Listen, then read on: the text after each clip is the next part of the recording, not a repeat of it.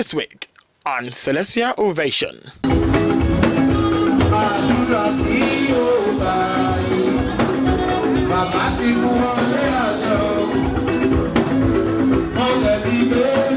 As the Bible says, it is good to count the number of our days on earth. Mrs. Olubunmi Abosede hosted friends and family at Lagos Country Club to celebrate her 60th birthday.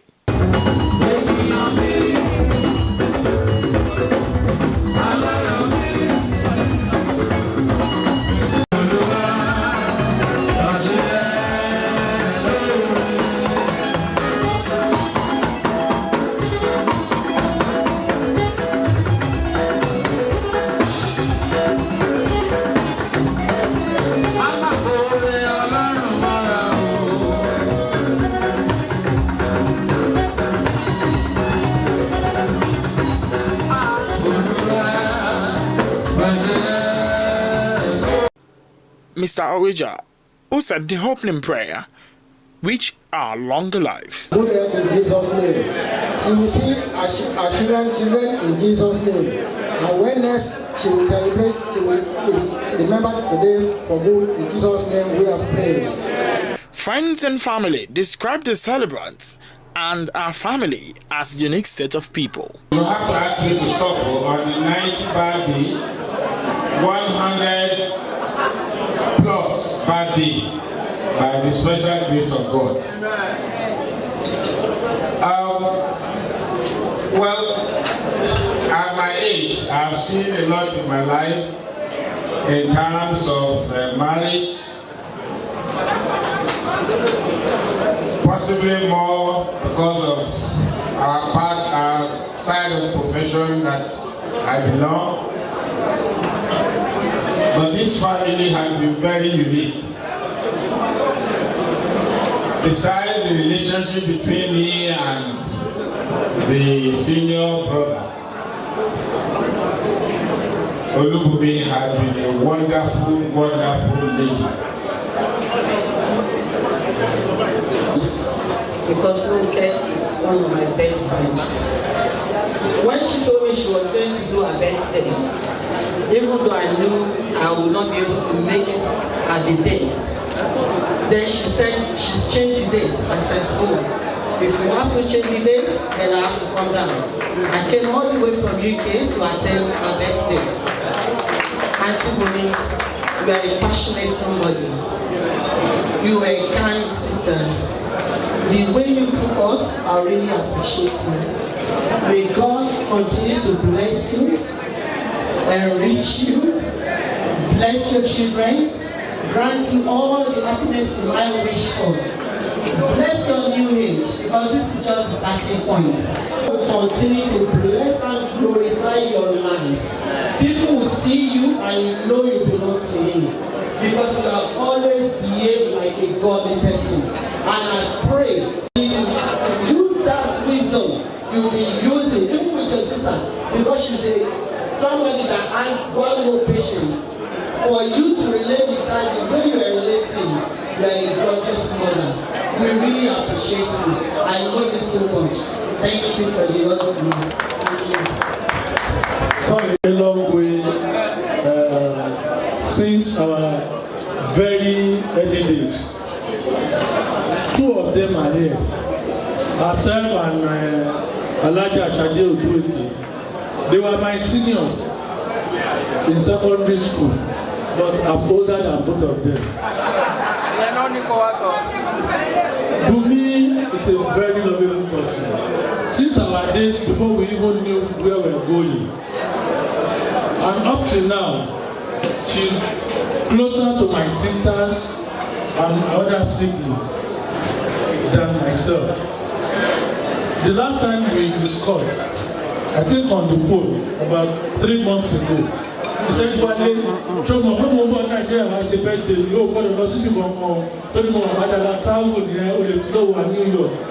and I said, I'm going to keep the dates free. And since she's back, she's been on my case.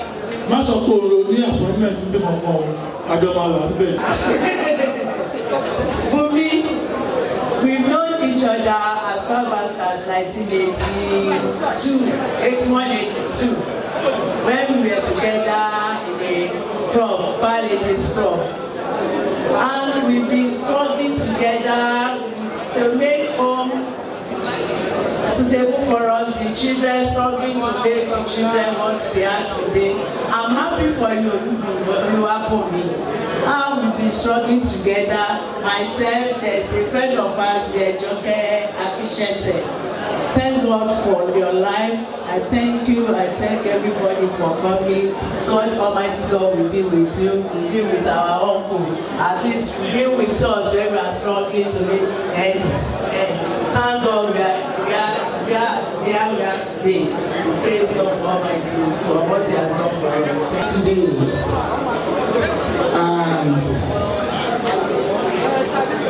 I went to secondary school with Bumi, 1970 at Olusi College.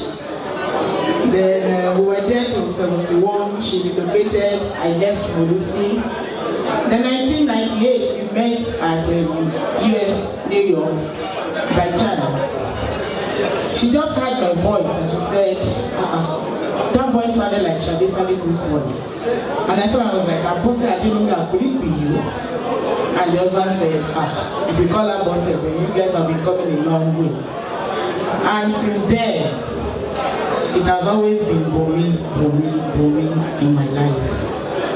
When you're looking for a friend, a true sister, a godly woman,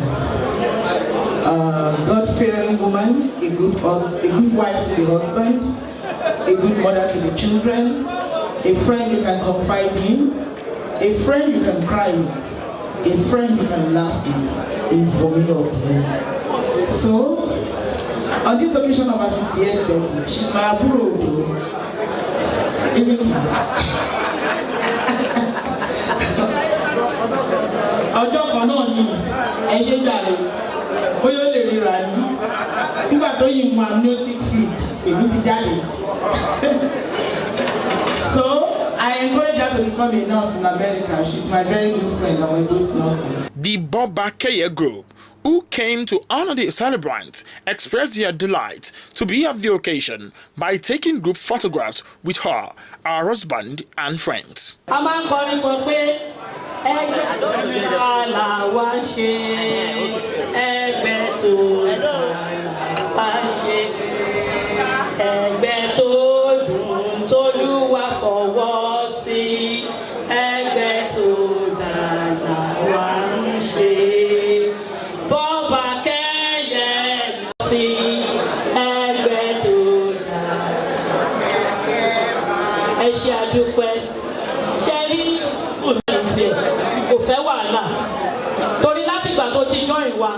Ọjọ́ ìwà náà sì kò tí ìjọdún méjì lọ.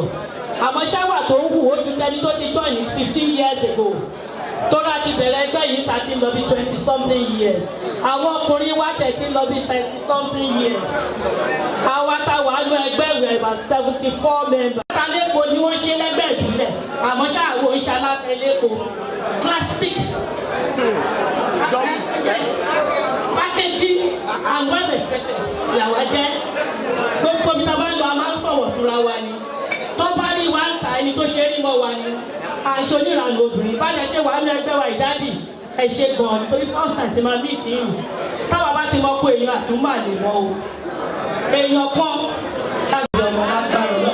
Ọdún ogbó yẹn ní láàrin lágbára ojú wa. Bó ti lè wò rí ọdún tó ń gún lọ́nu odó tó ń ṣe tẹ̀lé èpò ẹ̀pà. Ẹni tó máa yó olúwa kàdé ẹ̀mẹ́ tó máa yó. Ẹ̀wà ní tọrọ jẹ, ẹ̀ní tọrọ mu, ẹ̀ní wà kí sàkẹ́ni aṣọ. Àwọn ọmọ Ibo ti lè tẹ́ wá ga tó ọmọ yẹn ga jù lọ. Wọ́n ga jù lọ nínú ọlá, wọ́n ga jù lọ nínú gbogbo. Ẹ ti mọ̀ bẹ̀rẹ̀ ayé wọn nígbò kún ayé wọn lágbára lọ. Gbogbo wa ti mọ̀ bẹ̀rẹ̀ ayé àwọn ọmọ wa nígbò kún ayé wọn lágbára lọ. Ìròyìn àdùn kàdé sà, ẹ ṣe àdúpẹ́ sà, ẹ bá mi kọrin fún dádì. Àwọn ọkùnrin wa náà máa sọ̀rọ̀ díẹ̀ nípa ọlọ́jọ́ ọ̀bì. I met her. Sorry, I'm missing you together.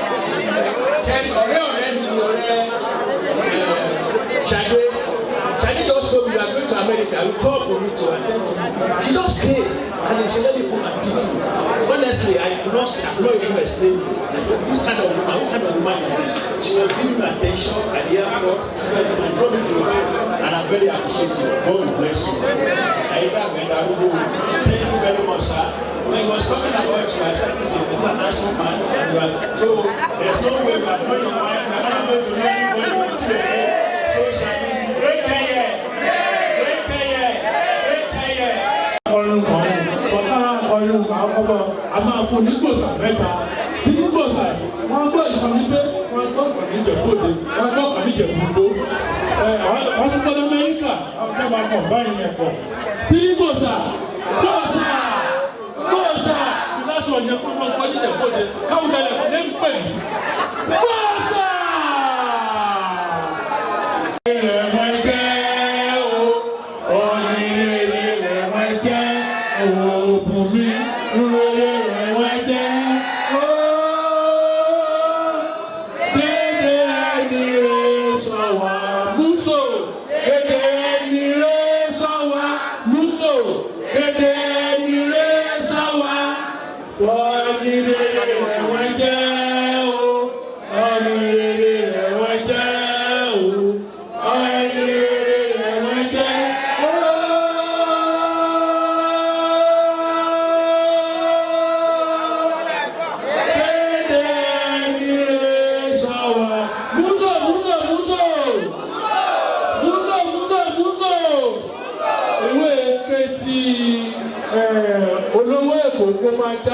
Àti olùkẹjà òkùnkẹjà tó ń bọ dúró bá wà. Múzò.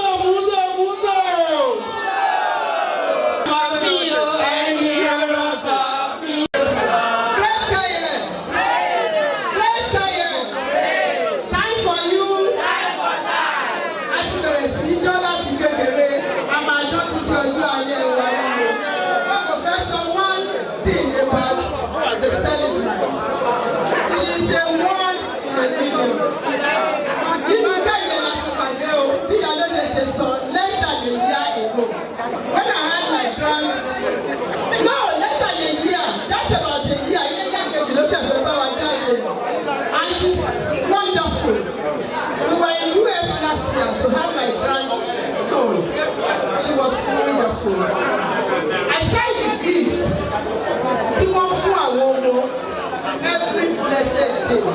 Láàárọ̀ àti lálẹ́ ni wọ́n pè wọ́n. The grandparent lọ́mọ mi fi sùn nínú ilé right away tó fi ṣeré. Ìyá ìlú sẹ̀yẹ̀ sí wa. Ó tún ṣẹ̀ṣẹ̀ sẹ̀yẹ̀ àwọn ọ̀kan mi. She's a beautiful lady with a good heart.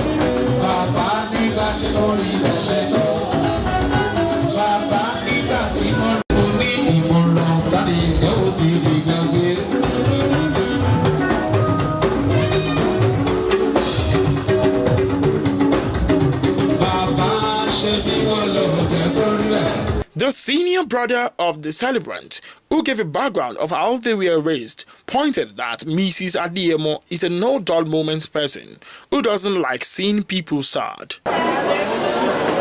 The celebrant as she is to many, is quite a different person to me. Because by virtue of her birth, she happened to be my mother or her mother. She happened to be my first wife. Not only that, she happened to be my sister.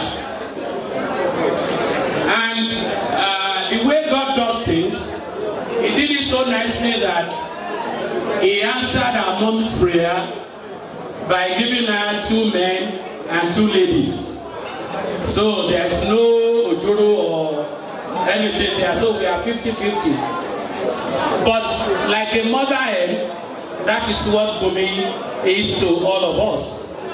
And I cannot say I was surprised when people came around and they were saying all these glowing things about her, because that's what I've lived with for the past 60 years. Because when there's somebody who does not like you to be sad wherever she is, I don't know what you can say about such a person. And Bumi is somebody who takes your problem as her own. And you don't know her siblings from her friends. Some of the things she does, I don't even have temperament for it. But maybe because of the motherly figure she is, that's why she's able to accommodate all our intricacies and everything which we do. So to say I'm happy today is an understatement. That I'm able to see her growing up to that 60. Because when I see the little lady I knew, and now she's developed with the assistance of her children and my darling brother, because I don't count him as an in-law. He's a brother to me, because we are like 5 and 6. I give glory to God.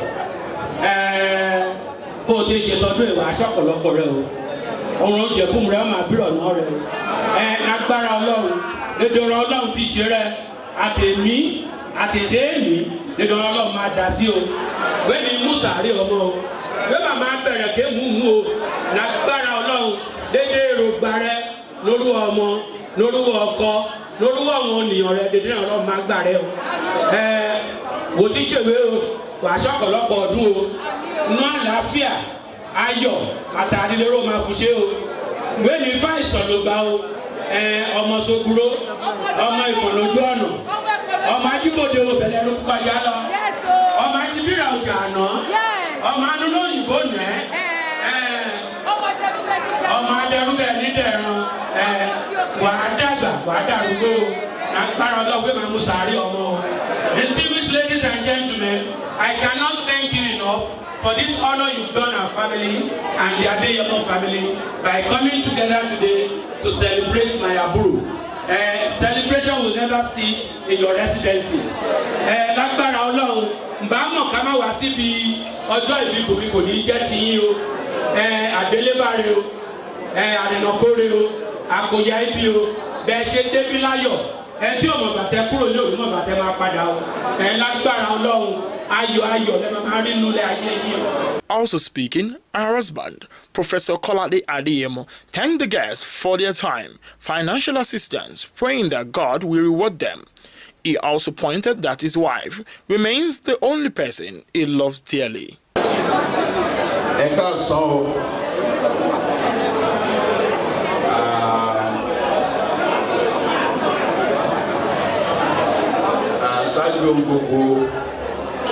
Adúpẹ́ fún Ọlọ́run nítorí tí ó ṣe ohun tí àánú rẹ̀ dúró láéláé. Àwa yìn Ọlọ́run, a yìn Ọlọ́run Olódùmarè, ọba tó wà níbi gíga, ọba tí kò ní papòdà, nítorí pé fún ọjọ́ òní pàápàá òun ló dá ẹ̀mí wa sí. Gbogbo àwọn tó wá síbí ní ọjọ́ òní láti wá bá wa ṣe ayẹyẹ, nítorí pé Ọlọ́run sọ pé níbi tí oníjó bá ti ń jó a ó máa bá wọn jó, níbi tí aláyọ̀ bá ti ń yọ̀ àwọn máa bá wọn yọ̀ ìbànújẹ́ kan ò ní wọlé tọ̀ wá o. àdúpẹ́ ní ọwọ́ yín fún ìrànlọ́wọ́ lóríṣiríṣi fún àkókò fún owó níná láti mú ayẹyẹ yìí wá sí ọjọ́ òní. Olúwa ọba tó wà ní ipò rẹ̀ kò ní jẹ́ kójú ó tì wá. Well, if I have to talk about this woman, I probably might not leave this spot, but I will briefly say some certain things that I find in her that stick to me till today.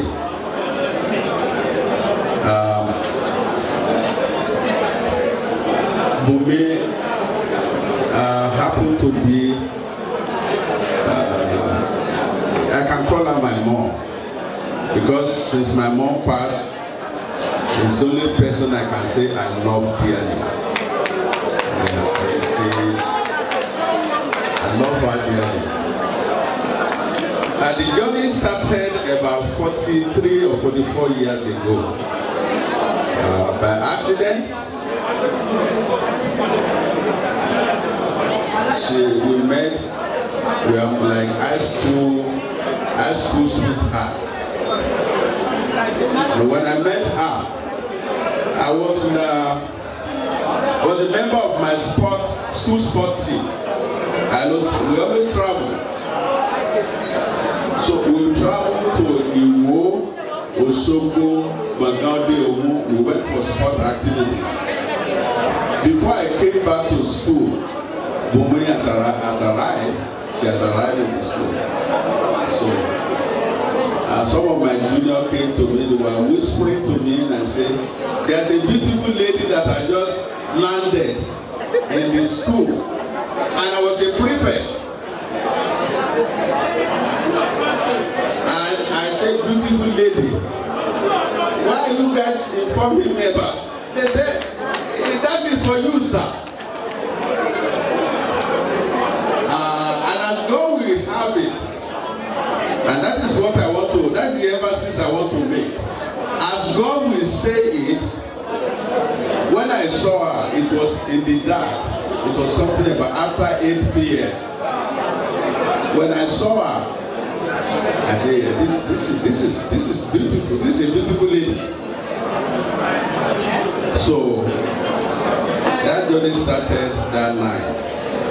In August 27 or 28, 1975. So the following morning, she probably could not sleep because she wanted to know me also. She heard about me. I'm a very stubborn guy. Very stubborn, but very brilliant. I have some of my junior in the house here. And I have some of my colleagues. I have some of my members. Those who witnessed the beginning of this journey, they were here. So on the second day, we met, and it's like we've known ourselves like more than 10 years. We just known ourselves less than 6 hours. That is how we started. For me, it's been very wonderful because sometimes when God gives you something, if you are not careful, you will throw that thing away and you'll be looking for something irrelevant. I told my mom, because my mom actually wanted me to marry somebody else. And I said, Mommy, this is the woman that I want to marry. I will never disobey my mother's word. And she knew why I said that. I said, Mommy, when you pass away, do you want my happiness or sadness? Because I cannot come to your grave and be saying you are the one who asked me to marry this wife. So I made that decision on my own. And I told my wife, this is it. We have been going on and on and on. I went to England, came back, stayed in Nigeria for some time, joined the Chief Abiola campaign, on and then went back to the US. And we moved to the US almost about 25 years ago. And she had been the rock of the family. Not only to my family, but to our own family also. For what people have said today, I don't need to say much. But I have to recognize certain things she has done, because sometimes, even when some people are telling you something about your husband, she always processes it and say, oh, that is not my husband. So I thank you so much for staying with all my craziness, for raising our beautiful children, for the journey that God has made us to pass through, both in Nigeria and in the US. And I thank some of my uncles that are here, those people that have actually seen us as couple, because Bumi has been somebody that embraced family. She embraced family. If anybody is coming from Nigeria, when they call us, I'm in New York, once she had that, she will make sure they feel like they're in Nigeria. So I thank you so much for all your effort for all these years. I thank you for today, because God has spared your life. I give God praise, because it is only when God gives you the grace that you celebrate birthday. If you look around, how many people are passing with just this money? But when you are given the grace, you have to celebrate and let God know that it's only one. It's the only one that can make you to celebrate birthday. I thank everybody that comes today. We are very grateful. Our family, both my family and Miss family, we extend our appreciation to you. I will wish you happiness, because you support us today. God in His high power will support your cause. Thank you very much. It's now time to cut the cake with Sister Bosa for the celebrant. Daddy, I say, Daddy.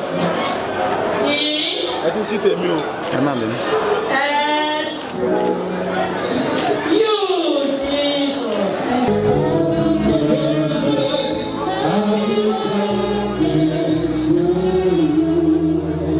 Let us give your best song.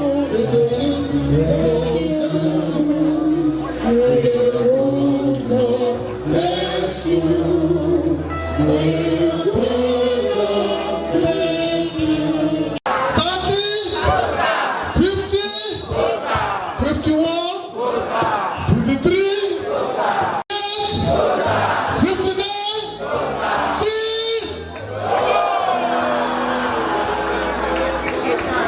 It is now dancing time for the celebrant, family and friends. Very many happy returns.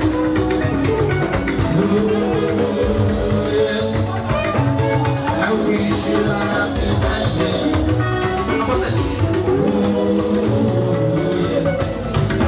Very many happy returns.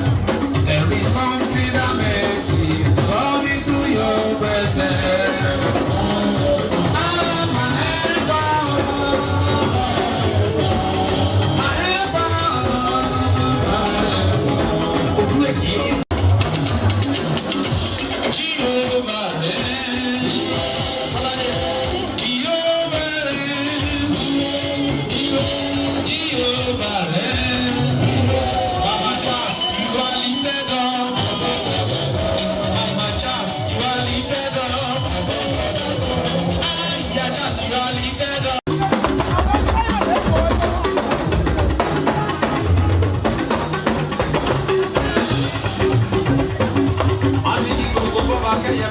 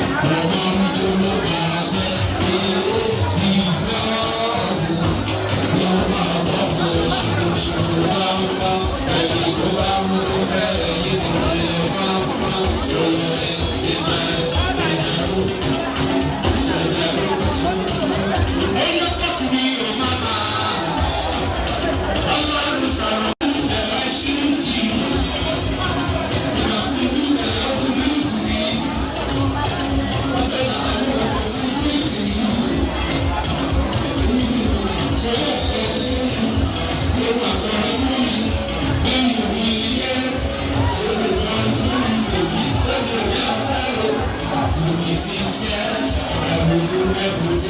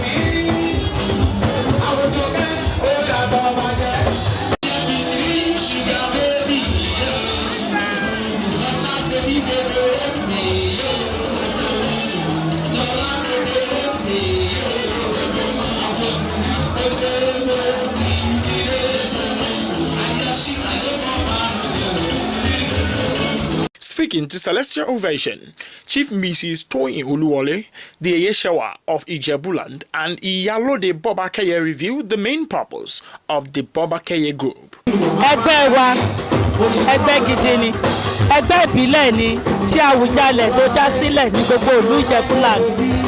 Ẹgbẹ́ àwa ni Bobakeye double Toyin. Àwọn tó belong sí ẹgbẹ́ yẹn wọ́n bẹ̀rẹ̀ láti age of 1956 to 1958. So the last people are 60 this year ni. So gbogbo ẹgbẹ́ gbogbo Ìjẹ̀bú-Land ni kì í ṣe Ìjẹ̀bú Òde nìkan and all the suburb Ìjẹ̀bú. You belong to the ẹgbẹ́ if you belong to that age. She described Mrs. Adeyemo as a lovely being despite joining the group 2 years ago as a diaspora member. Very, very lovely lady. Although she's a diaspora member, and she did well. She joined the ẹgbẹ́ 2 years ago, and she has been doing wonderfully well with us. Ọmọ tó dá ẹni tó dá ni, kò fẹ́ wàhálà, kò fẹ́ jọ̀gbọ̀n. Gbogbo nǹkan tó bá rí kó kù díẹ̀ káàtó, ó rẹ́dì láti dá sí i. Ọmọlúwàbí èèyàn ni. Olúwa fún lẹ́bi gígùn àtàlàáfíà rẹ̀. Àfíà ló máa fi lólé ayé ẹ̀. Kò ní ṣọ́kú kékeré. Aṣẹ̀ṣẹ̀ ń gòkè àgbà ni. Ní jábọ́ lágbára Ọlọ́run. Ìdùnnú àtòrí ọ̀fẹ́ Olúwa á wà pẹ̀lú gbogbo wa. Á gòkè àgbà. Ní jábọ́. Ní mọ̀sárì ọmọ lágbára Ọlọ́run. Alhaja Kudirat Ajala, a friend, described Mrs. Adeyemo as a close confidant, adding that she is very honest. It's been very nice because for her based in UK and I'm here in Nigeria, but you know we talk as if we sleep together, as if we dine together. Like a friend, later we become a family. If I have anything paining me or I need to discuss with somebody, I do call her. Likewise her, she will call me. Alaja, bye. Then we try to look for the way out. We discuss, we chat. She's been a very good friend to me. So, and we've been together since then. She's very honest. And she doesn't hide her feelings. If you offend her, she will tell you, she will call you. Alaja, bye, Leshe. I will say, Ejemi, sorry. Then we settle. Then we move on. I wish her long life and prosperity, in good health. And I wish her success in her marriage. No evil will befall her in her marriage. She will live to reap the fruit, to eat the fruit of her labor. No evil woman will prevail in her marriage. She's celebrating 60 today. She will celebrate 80s, 90s. We gather together to celebrate her in good health. And all of us, no evil will befall us.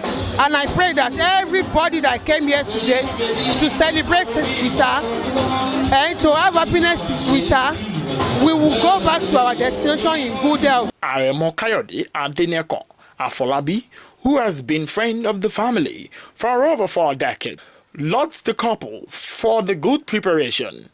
Yeah, it's fantastic. They have tried, both of them. We are enjoying ourselves. We lack nothing. But it's like they were prepared for this birthday party. Everybody is just merry. He also described Professor Kolade Adeyemo as someone with an embodiment of good things. Both of them were my seniors. We went to the same school, so they were my schoolmates. Went to Ayade Grammar School. I entered the school when they were leaving.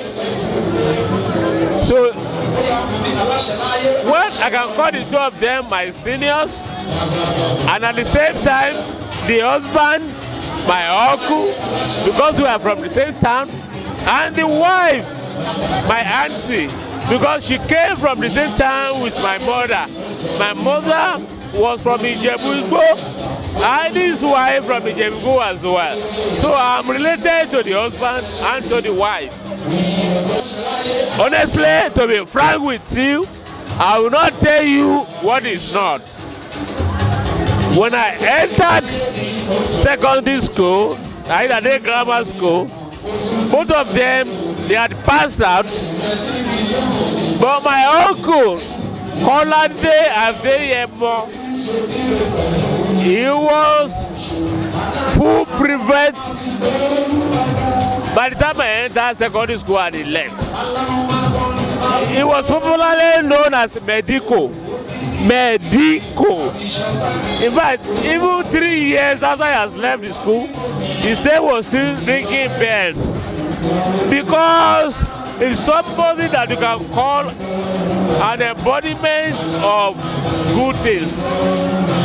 He was full prefect, he was not even the senior prefect. But even his peers, his colleagues, even those that were prefect, they fear his name. Because he was upright, he does not compromise. So when I got to school, when you do something, you were lucky you were not here during the time of Medico. And I asked them, who was Medico? They said Medico was the full prefect. I said, what was his name? Or what is his name? They said Kolade Adeyemo. So upon my investigation, and I got to know that it was my uncle. Brilliant. But before, he's a professor now. He's a professor. To the best of my knowledge, he did not go to any university. As at 1988, before you acquired 4 professional qualifications, Institute of Management, Chartered Accountant, Institute of Taxation, and name it. Very brilliant, he likes reading. So I'm happy for them and happy for the wife. And it's very rare for you to see couple who started at that small age when they did not know what the life owed for them. They married, they met each other when they were in secondary school, and for the something years after, they're still on. So I'm so happy for them, and I wish them all the best they could wish themselves. Engineer Akeola Mutio pointed that Professor Kolade is his mentor, whose footsteps he has followed. I will tell you that it's my uncle, the husband of the celebrant. Ẹ̀gbọ́n mi ni. I can call him my uncle too. He's my mentor. He was my senior in secondary school. He was my school father. After secondary school, when we came back to Lagos, before he traveled out, we been together. So I'm so close to the family, the celebrant, the husband. I'm so close to them. Where I will tell you that his way of life, I grew up to like his way of life, and I followed that footstep. Before he traveled out, he organized a company, and I worked for him. After my graduation, after my NYSC, and thereafter, before I got a job as an engineer, then later I traveled. But since then, each time we come to Nigeria, we are always together. He will call me and we are always together. So I'm so close to the family. Even with the 3 children, I'm so close to them. And we are from the same place. We are from the same town. Adeyemo, the celebrant today, I will tell you, I will call her my auntie too. Because she was also my senior in secondary school. So we've been together since 1976. I met her in 1976, 1975, 76, and up to date we are together. I only wish her a long life and prosperity. We will celebrate 70, 80, 90, a good health, a long life. The younger brother of the celebrant, Kolade Adeyemo, described her as a mother who doesn't want anyone to have challenges or problems. And she's a sister, she's a mother to me. So that's why we're here together celebrating her 60th birthday. So we're all happy to be here to felicitate with her on her 60th birthday. And we thank God that everything has been going on smoothly without any hitch. So we appreciate the name of the Lord indeed. About her, one thing is that either you're a sister or a brother to her, she doesn't want anyone to have any challenges or any problem. She's not the kind of person that wants you to have any challenges. She's so kind of emotional person.